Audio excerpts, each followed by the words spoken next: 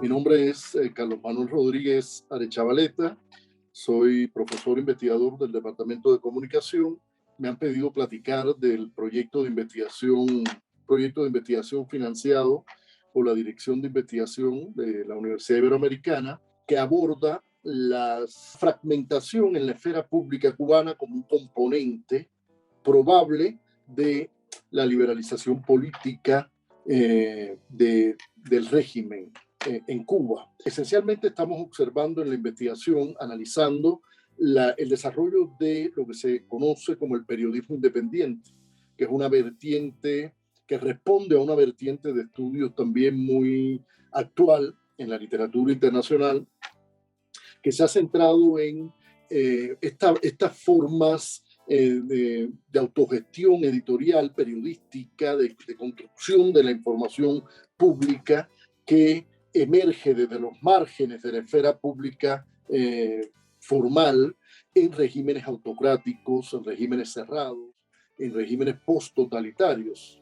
Estamos pensando, por ejemplo, en el caso enigmático de China, de la prensa, que es fruto de la democracia liberal moderna, está orientada a priori damos por sentado de que es una empresa con una orientación pública, informar para vigilar el poder. Y realmente, esta premisa derivaba toda una serie de conclusiones poco fértiles heurísticamente, sobre todo para estudiar los cambios en la relación entre el poder, el Estado, las reglamentaciones jurídicas, normativas, las leyes y los medios, y fundamentalmente el periodismo como profesión. Lejos de esto, en estos regímenes que yo les hemos llamado transicionales, en procesos de transición, en procesos de cambio de régimen, de autoritarismos a democracias incipientes. ¿Qué papel juega el periodismo en estos tipos de procesos políticos donde hay un déficit del componente liberal y por tanto las teorías normativas anglosajonas no explican exhaustivamente estas dinámicas tan complejas? Bueno, revisando esta literatura, que es una literatura de los últimos 10 años, que debemos ubicarnos en una crítica a la obra paradigmática del 2005-2004 de Hallen y Mancini, Sistemas mediáticos en perspectiva comparada. Es un estudio desde una perspectiva muy eurocentrista de la relación medios-política. En los seminarios posteriores, sobre todo en 2010, 2012, que se realizan, investigadores de diversos países pues amplían el espectro de la mirada, los estudios a otros países sin esta tradición eurocentrista anglosajona. Por ejemplo, se amplían, se profundizan los estudios sobre las frágiles democratizaciones latinoamericanas, cuál ha sido el papel de la prensa y qué relación ha tenido el poder político, las diversas oleadas de gobernantes, tanto de izquierdas como de derecha, con los sistemas de medios latinoamericanos. En primer lugar, ¿qué explica en Cuba, dadas las características del modelo de prensa cubano, que sabemos que es de matriz leninista? Es decir, Cuba es un régimen posttotalitario, inicialmente carismático, basado en una ideología totalizante donde el Estado es el componente representativo y aglutinador de la nación. La esfera pública será un componente de legitimación de ese Estado. Decimos que la prensa en Cuba es una derivación del aparato ideológico del Partido Comunista Cubano. Y los propios periodistas cubanos en cada congreso histórico de cada 2 años o anuales de la OPEC, Unión de Periodistas de Cuba, ya venían planteando el poco impacto de la prensa escrita y el poco significado público de la barra informativa de la televisión cubana o de los noticieros de radio o del escueto periódico impreso Granma, que es el órgano oficial del Partido Comunista de Cuba, o Juventud Rebelde, que es la prensa de la Unión de Jóvenes Comunistas, o Trabajadores, que es de la Central de Trabajadores de Cuba. Por tanto, es un periodismo atípico, es un periodismo en clave de propaganda, orientado a una función político-ideológica de control, de integración. El Estado tuvo este control hasta hace aproximadamente 15, 20 años, pero sobre todo en la última década, con los cambios podríamos decir, en la geopolítica internacional, con la persistencia de la crisis económica interna y sobre todo con la apertura de Cuba al mundo, a los viajes, al turismo internacional. Parte importante de los jóvenes periodistas formados en la Escuela de Comunicación y Periodismo de la Universidad de La Habana empiezan a sentirse decepcionados de los procesos editoriales en esta prensa oficial. Se sabía, pero nunca se reconocía de fondo y se discutía cuál era la causa, quién debía ser el editor jefe, cómo se debía editar, qué autonomía deberían tener los periodistas, cuáles temas tratar, cuáles no, por qué el papel de esa censura tan estricta, pero nunca se resolvía. No se puede resolver el problema porque es un problema de déficit de agencia estructural. Es decir, la prensa no tiene autonomía.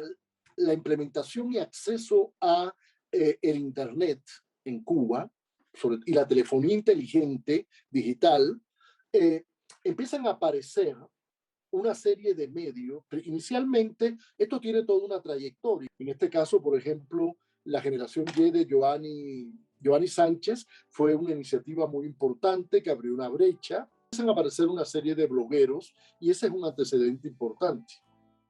Posteriormente, bueno, ya en esta década, empiezan a aparecer ciertos medios, no todos, había mucho más desenfado, mucha más iniciativa editorial y sobre todo empiezan a aparecer nuevos estilos de rutinas periodísticas y estilos en la narración periodística, mucho más interesantes. Por ejemplo, periodismo de barrio se interesa fundamentalmente en un tema omiso históricamente en la prensa oficial cubana, que es el tema ecológico. Era un tema que la prensa oficial no trataba porque implicaba directamente la responsabilidad pública de los gobiernos locales. Y entonces, junto a periodismo de barrio aparece, por ejemplo, periodismo ensayístico, periodismo cultural, que también aborda fundamentalmente aspectos de la realidad cubana desconocidos por los medios oficiales. Injusticias laborales, abuso de poder de autoridades, pobreza en ciertas ciudades de provincia, corrupción de autoridades, pero sobre todo un estilo narrativo inédito en Cuba, que es ese periodismo cultural, literario, y uno de los directores de El Estornudo es un joven novelista cubano multipremiado, Carlos Manuel Álvarez.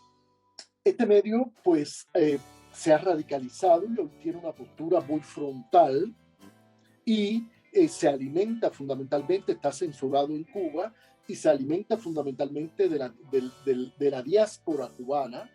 Y no solo estos medios no solo informan, satirizan, ejercen una presión hacia las autoridades cubanas, sino también abren un espacio, publicitan, hacen visible, público, ciertos temas que internamente forman parte de la secrecía oficial.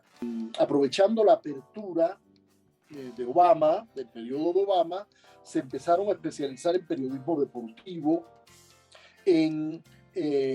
sobre todo el tratamiento a la crisis en el deporte institucionalizado cubano, todas estas sangrías, fugas del deporte nacional, de los equipos nacionales, cuando salen al exterior han puesto en debate la pertinencia de las prohibiciones, de las limitaciones que tiene el deporte en Cuba. Hay que decir también que la amalgama de medios ha sido muy variada. Otros se especializaron en publicidad, a los negocios, a la publicidad para empresas emergentes. Se orientaron a la minería de datos, como el toque. Este medio fue finalmente censurado. Los directores de este medio tuvieron que salir al exterior, como muchos de estos jóvenes periodistas independientes. También hay que decir que subsisten otros medios más allegados, independientes, con capital de cubanos americanos, como en Cuba, que tienen una postura mucho más cercana, cuidadosa, hacia el régimen cubano.